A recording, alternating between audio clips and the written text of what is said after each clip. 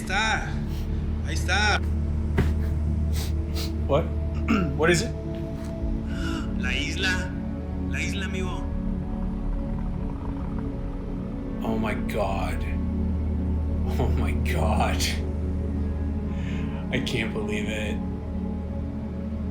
I can't believe what I'm looking at. I can't believe it. It's the island.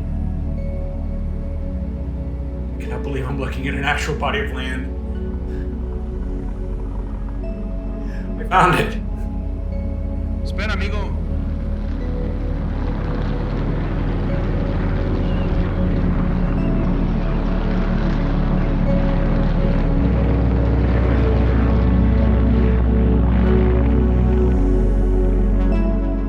Previously, on the island in the Pacific. I don't know if I'm crazy. I don't know if this is the right thing to do. I'm about to get on a plane, fly over the Pacific Ocean to an imaginary top secret island. Yeah, I'm probably crazy. Okay, is this the same guy that flew him to the island? Apparently it is. And he's confirming the story that he dropped Jeremy off on this island out there. Okay. So he's gonna take me out there today. He's taking you there today? He is, and if this thing is real, I'm going there. I keep thinking about what the Mexican said about the island yesterday. When the contact asked him why he didn't go back to look for Jeremy after Jeremy never showed up at the rendezvous spot. He said it was too dangerous and that the devil lived there. What the hell does that mean? And you've coordinated with the pilot for a rendezvous, right? Yeah. The plan will be 3 days based on the Mexican's description of the size of the island. I think that should give me enough time to circumference, check a lot of the areas. I want you to have hope, as I do, but we both have to be realistic about what I may find. Please, Matthew, go get him and bring him back to me. If there's an island out there, I think he'll take you there. I don't think he's the kind of guy that's just going to dump you at sea, you know? How can I be certain of that? I guess you can. Listen, Kath, if I don't come back, just know that... Just tell our story, okay?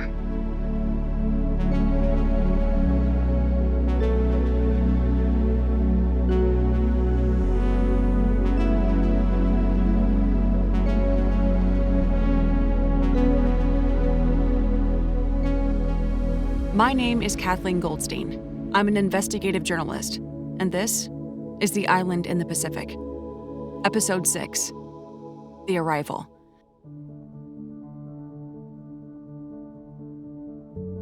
The unthinkable has occurred.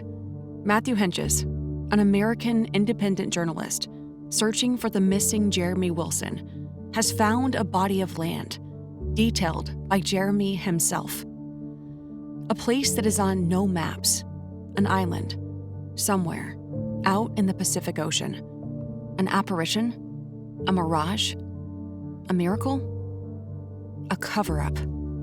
What this means is unfathomable. How could the whole world miss this island? Never map it? No satellite imagery? No writings or documentation? It doesn't make any sense.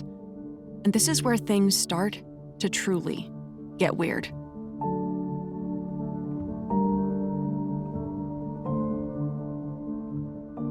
Matthew's route to get to this moment has been guided by his intuition, personability, thorough investigating, and most of all, his courage. There has been a lot happening in this case to find Jeremy, who had gone missing back in July of 2024. I think this is a good time to take a breath and recap a few things. In any investigation, new information and theories can sometimes take us in all sorts of different directions. Sometimes it can be good to reground yourself in the current facts of the situation. Take a look at what we have discovered and what we know to be true, and allow ourselves to rebuild the foundation of the investigation. There's a lot of detail here. Here's where we are.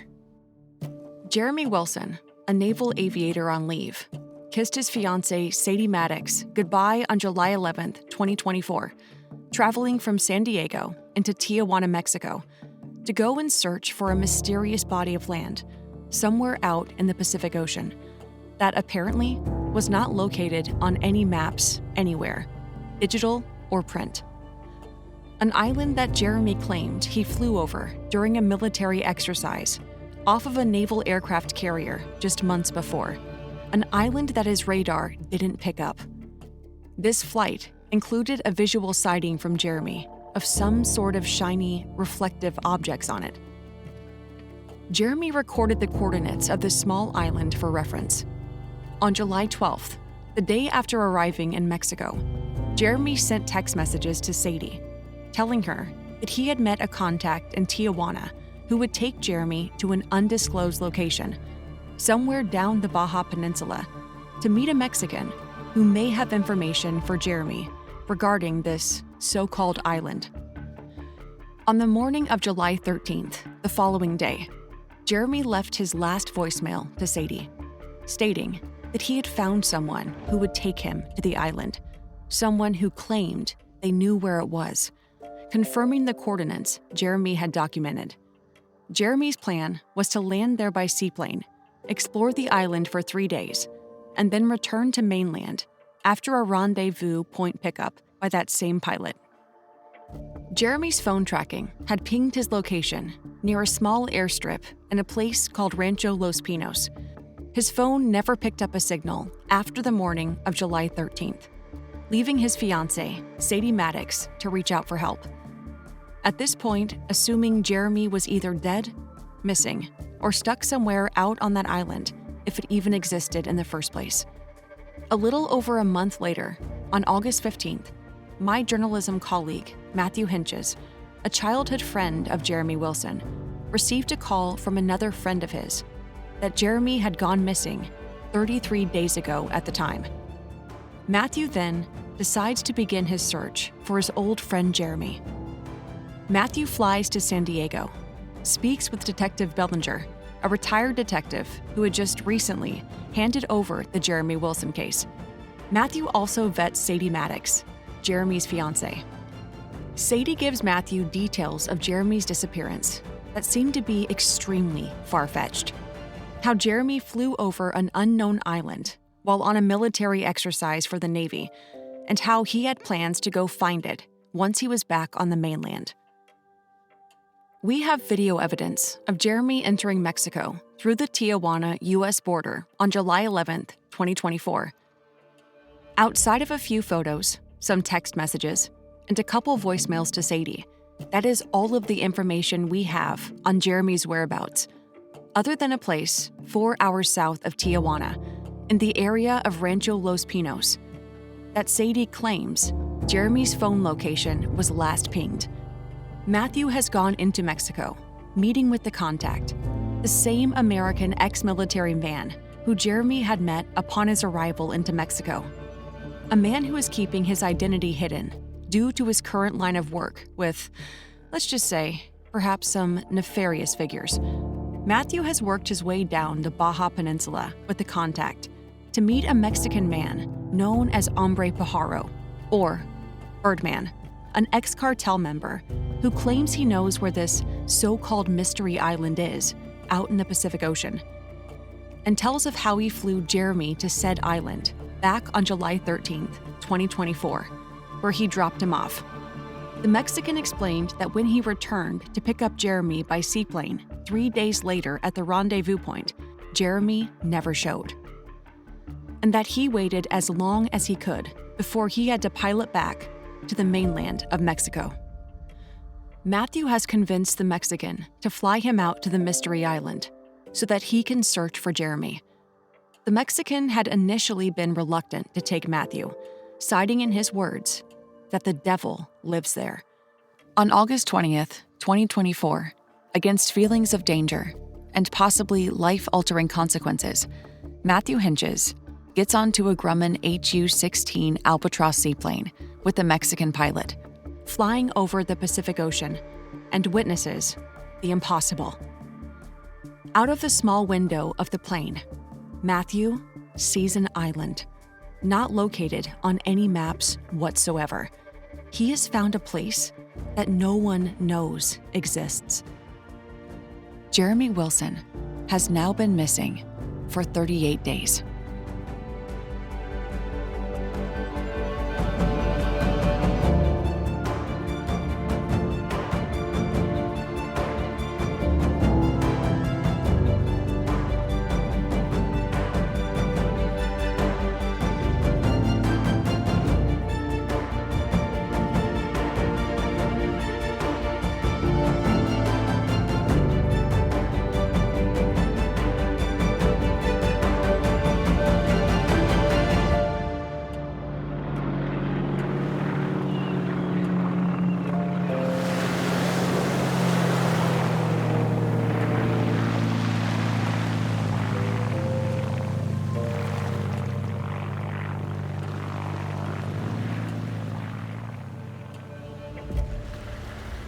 This is incredible.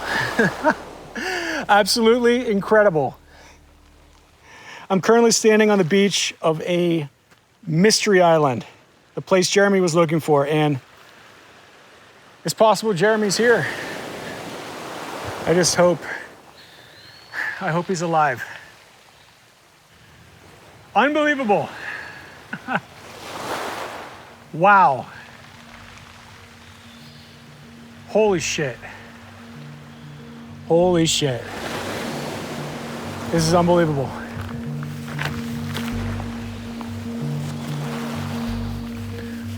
Woo! Matthew records his thoughts after being dropped off at the island. He has made it. I'm sure somewhat shocked and also relieved. Relieved to be alive and a step closer to potentially finding Jeremy somewhere on that island. Matthew audio records most of what he witnesses here, as well as his thoughts regarding the island.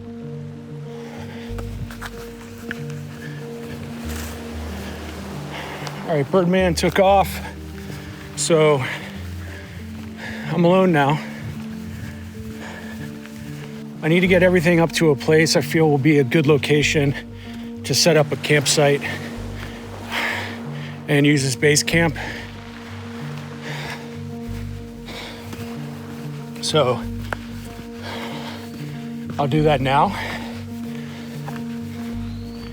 Get settled, then we start looking for Jeremy.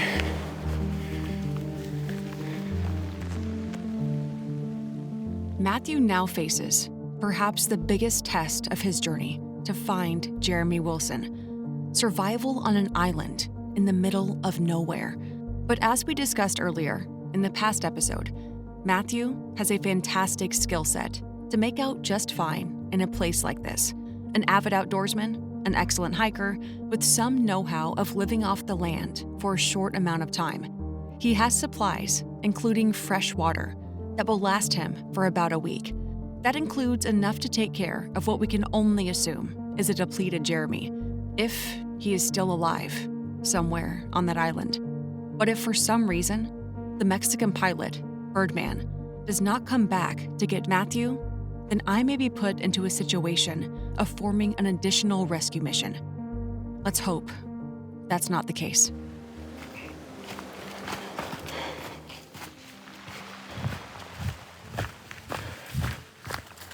The trick will be to find some sort of shelter area. Wow, it's beautiful here. I do see some rocky formations. It's just a bit inland here. Not too far at all. Some cliffs and bluffs.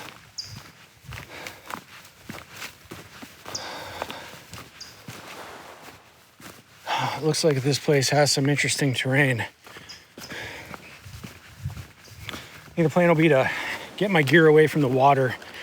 Probably just gonna have to do this in a couple trips.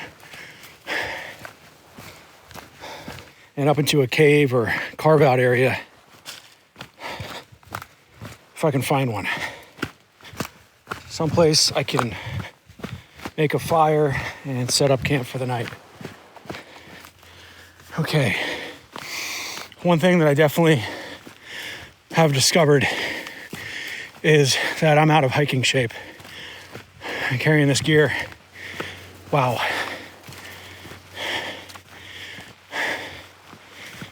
Fuck.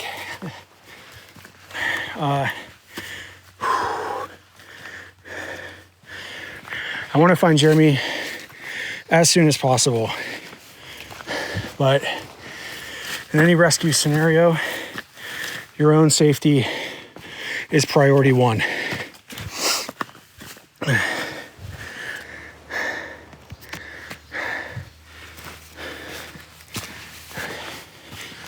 Okay.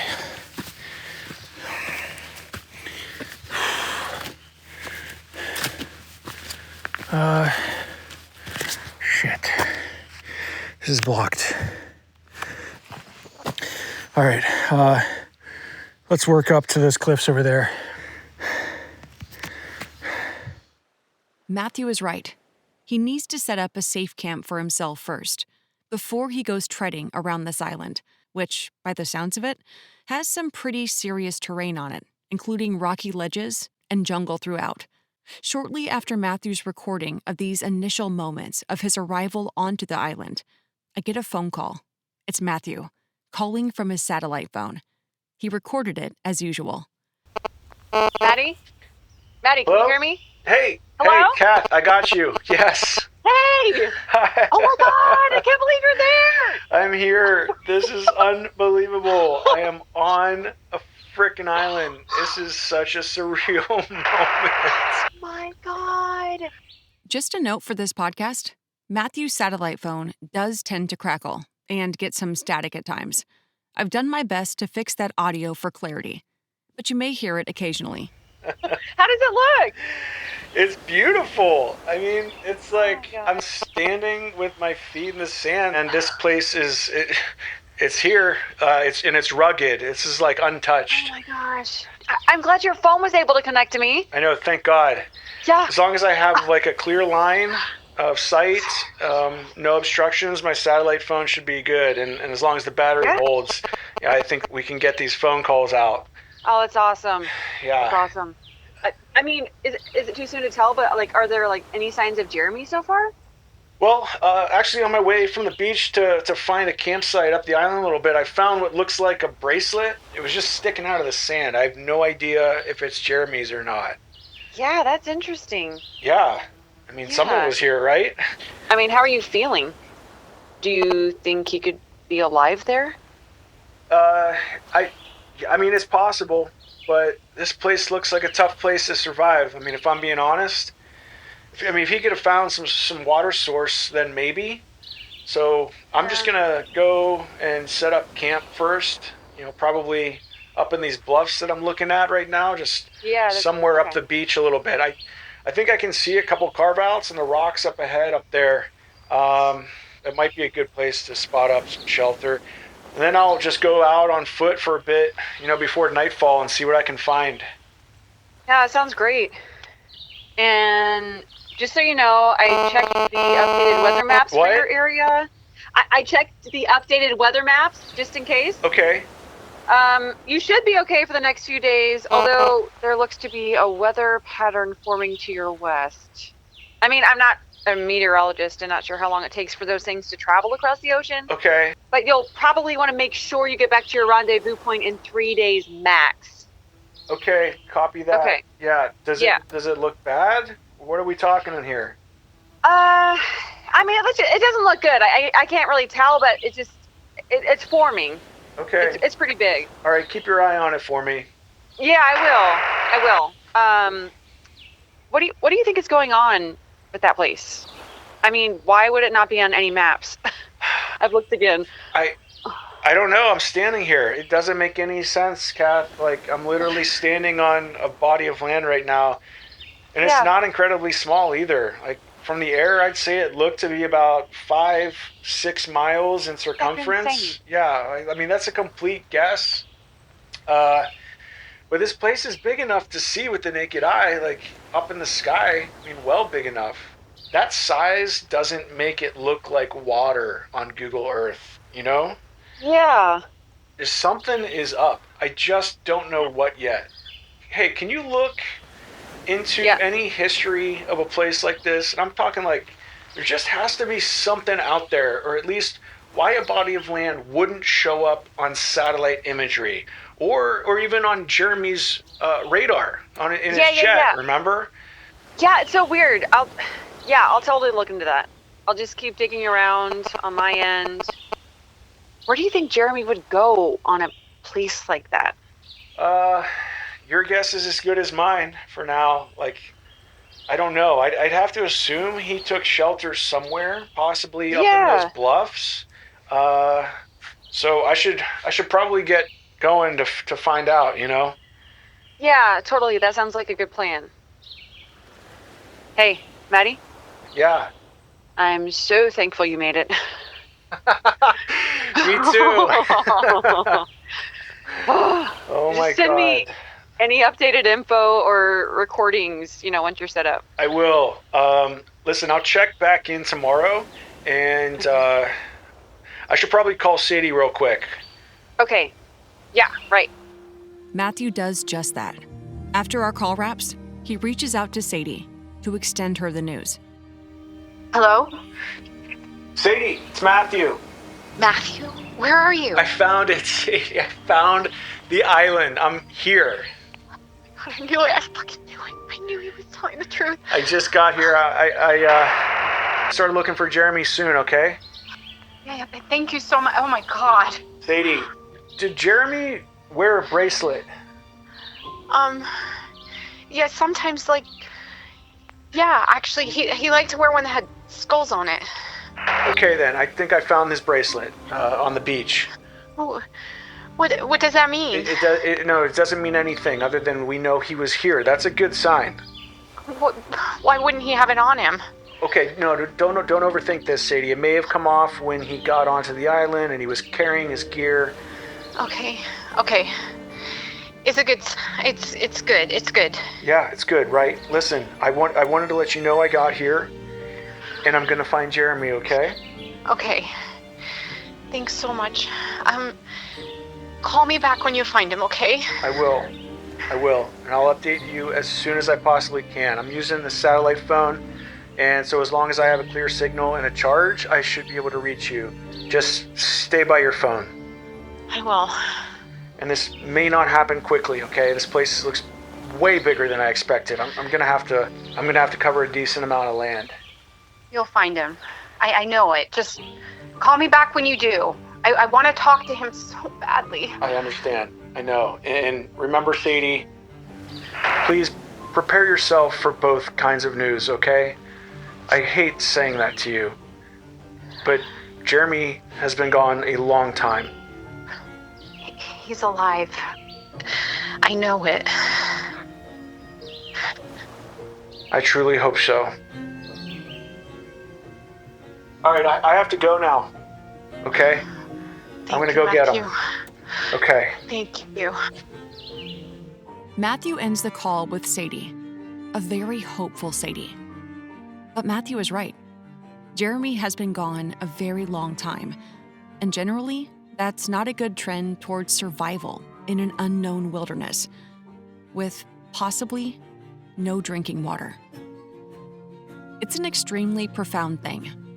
Finding a body of land in the middle of an ocean, unmapped, undiscussed, unknown, under the cloak of, well, what?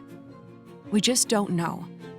This is one of those situations where even if I went to authorities, told them that Matthew had landed on an unmapped island in the Pacific and that they needed to send a rescue team to retrieve he and Jeremy, they would laugh in my face, discredit me as a journalist, ignore one of, if not possibly, the greatest mysteries of our modern day. It's almost like telling someone you were abducted by aliens. A stigma is placed on you in a certain way. A stigma you cannot escape as a public professional. Now, I don't necessarily care about all of that. Ultimately, I know what the truth is, and I will do my damnedest to help Matthew find Jeremy and bring them home safely. Matthew sends me his next recording through his satellite phone setup. He has found a place that will work for a campsite.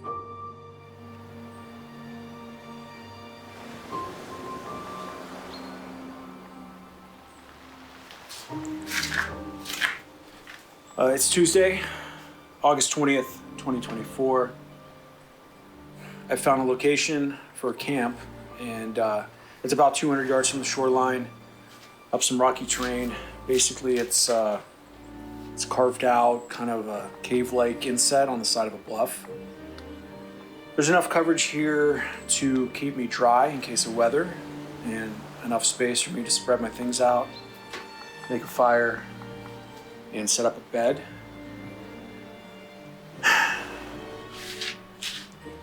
Note to self, this place is beautiful, but don't be fooled.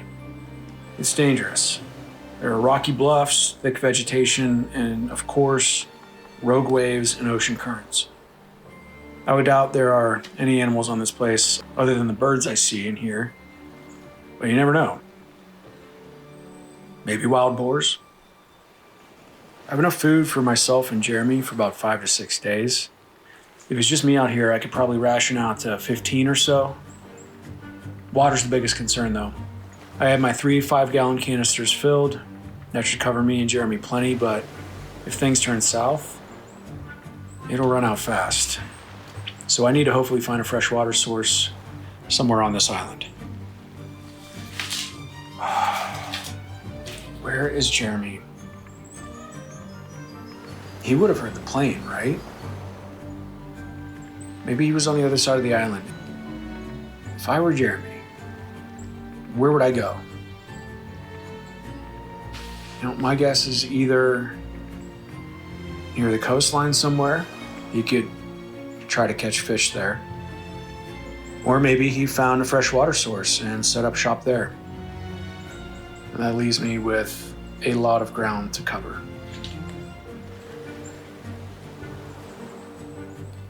It's nice here.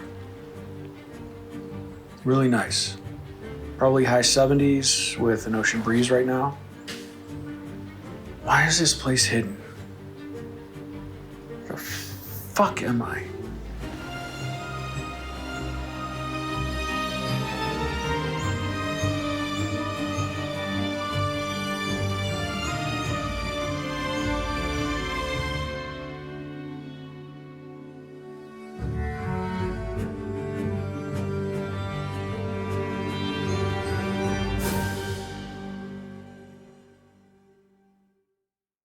I received Matthew's record keeping, some additional text messages, and his voice recordings.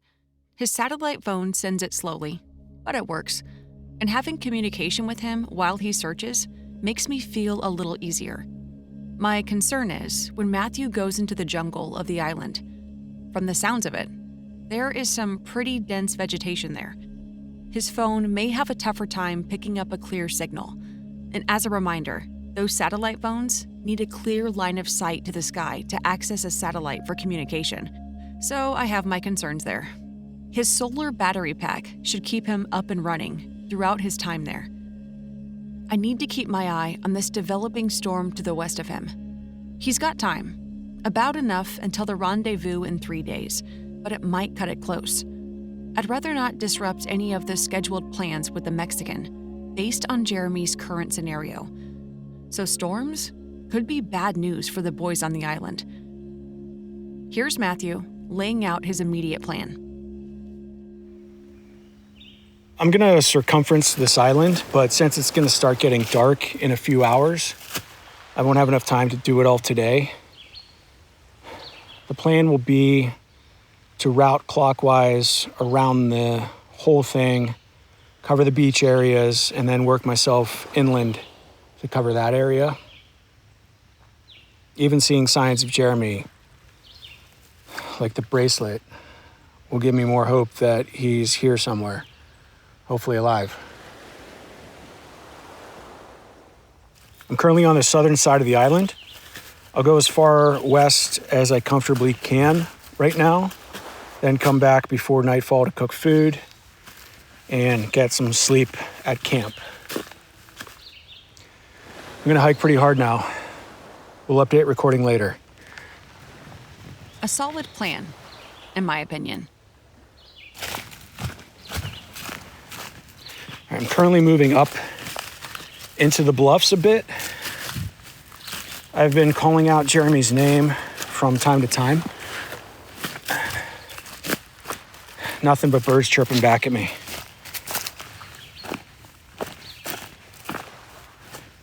I've probably hiked 1.5 miles west of campsite. Looked to me like there was a bit of a ridge line that I could get on. It would give me a little bit better view of the place while still being able to see the beach. Currently fighting through some trees and brush right now.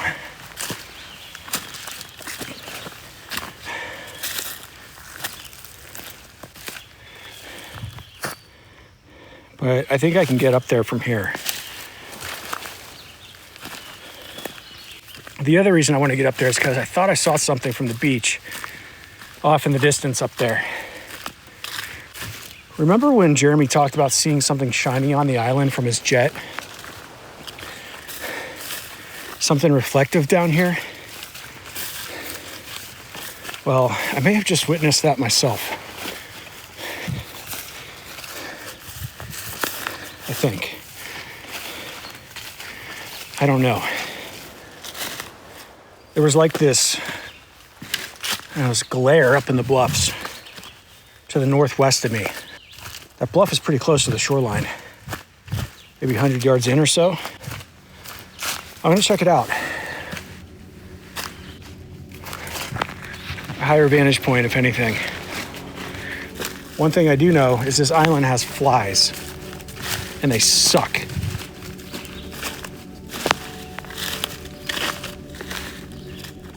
Matthew hikes up the bluffs, struggling a bit, as the island jungle becomes dense around him. Oh God, it's getting really dense through here. I've tried to climb up a bit from the shoreline, but this has proven to be pretty difficult. I've gotten about 40, maybe 50 feet along the bluffs. I can still see the ocean from this distance. The one thing I definitely don't want to do is get turned around in here and get lost.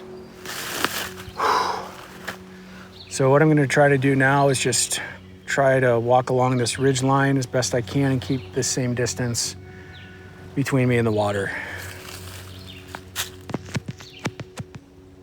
The next piece of audio I have from Matthew is, well, quite intriguing, to say the least.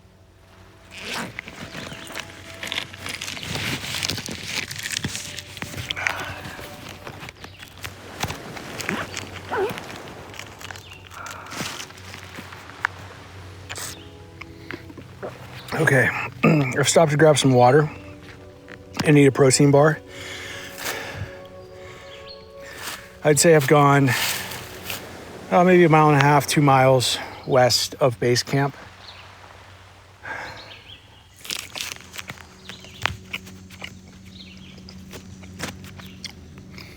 And what I'm looking at a little ways from me, maybe 100 yards away, up a bit higher on one of the bluffs to my west, is something weird. Something definitely shiny and reflective, just like Jeremy said. It looks solid from this distance. I don't know, like statues or something. I can't really tell. There are a lot of trees in my way, so I'm just gonna have to get closer. I mean, at this point, I'm gonna just have to hike to it to find out what it is. I mean, maybe Jeremy could be around in that area. Jeremy! Like statues or something. Is Matthew claiming to be seeing some sort of man-made structure off in the distance? This is all becoming very strange. He's been calling out Jeremy's name to no avail. It doesn't seem to be a small place, but I keep wondering to myself, where could Jeremy be on an island like that? Matthew's recordings also jump from that last moment to this next one I'm about to play. And it is dumbfounding.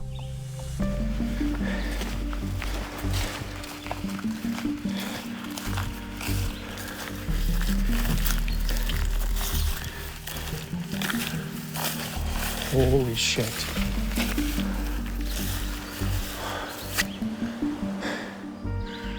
Wow. What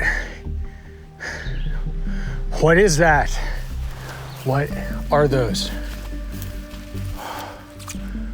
What are those?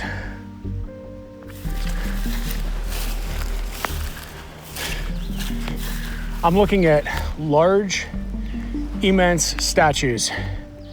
There are 4 of them, all side by side, very close together. And this is amazing. This is amazing. Oh my God, what is this? Oh my God. What are those? These things are human-like in nature, standing tall, 4 of them. There are 2 small ones and 2 larger ones, almost like a family, maybe. All standing very straight up, vertical. Their arms are long, but then they blend into the body from below the elbow. Genderless. Their faces don't really reveal eyes or nose and mouth, but you can still get the sense that they exist in some way. The material is like nothing I've ever seen before. It's silver in nature, very shiny, but at the same time, I can't see any reflection of myself or the island within the material. And to touch it, it's almost cold, but also like a little burning sensation on my hands. It doesn't make any sound when I knock against it.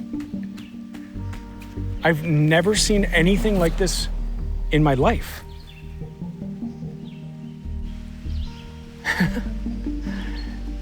This is magnificent. This is unbelievable.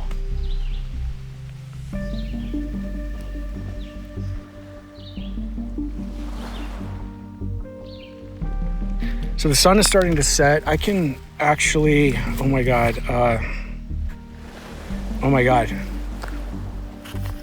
The material is changing color. It's turning gold. This is insane. All of them are changing. Wow. Okay, I need to take some photos.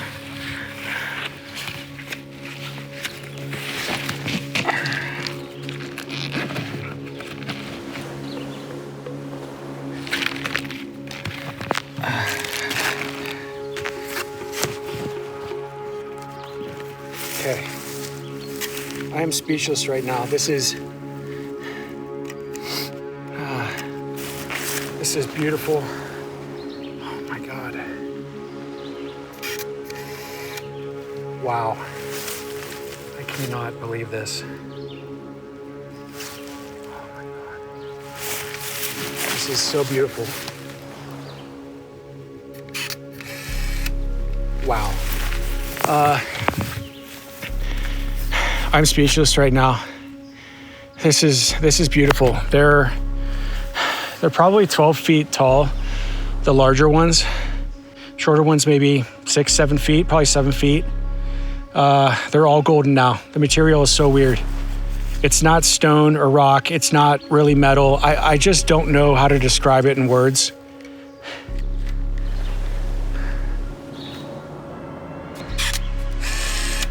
All right, I just took some photos with my film camera.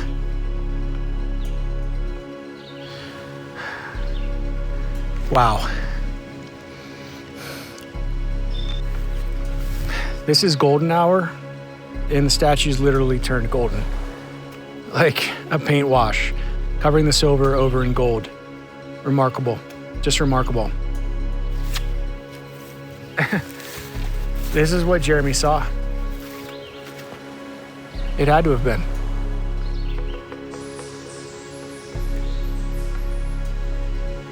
Jeremy! Oh my God, remember what the pilot said? What was it? Cuatro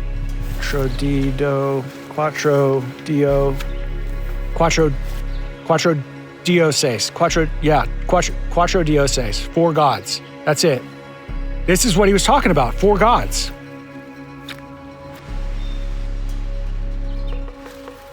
They're all facing west, standing on the edge of this bluff, staring out to the ocean.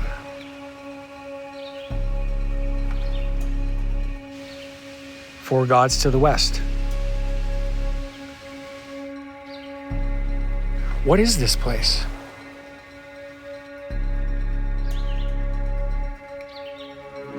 Sun will be setting in probably 45 minutes, 30, 45 minutes or so. So I need to get back to camp now. I'll pick this back up there.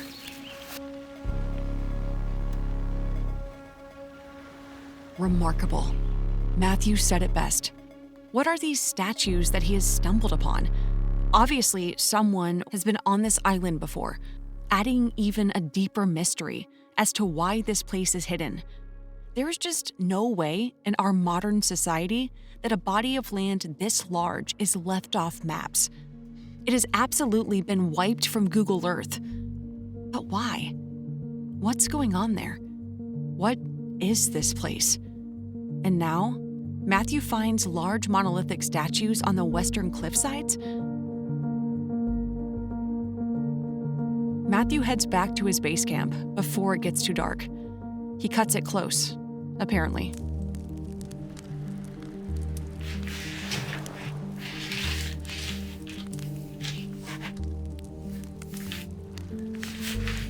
All right, just got back to camp a bit ago. I was playing dangerously close to darkness there. Almost couldn't find my base camp on the way back. Fortunately, I remembered a peculiar shaped tree that was near the shoreline, marking the entrance point to the bluff trail that I kind of made for myself. I don't know what I witnessed back there.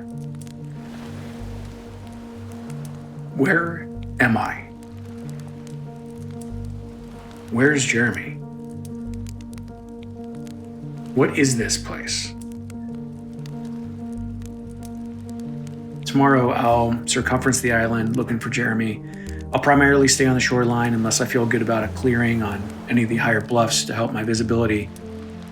But from what I can see, this place is pretty dense with trees. I have 2.5 more days, and with hiking on foot, that time's gonna go fast. I won't have much of it.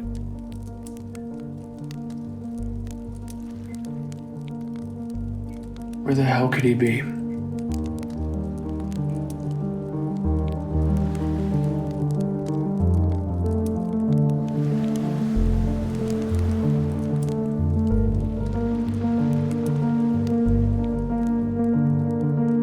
Music contributors are listed in the show notes. Please like, share, and follow to help support this podcast.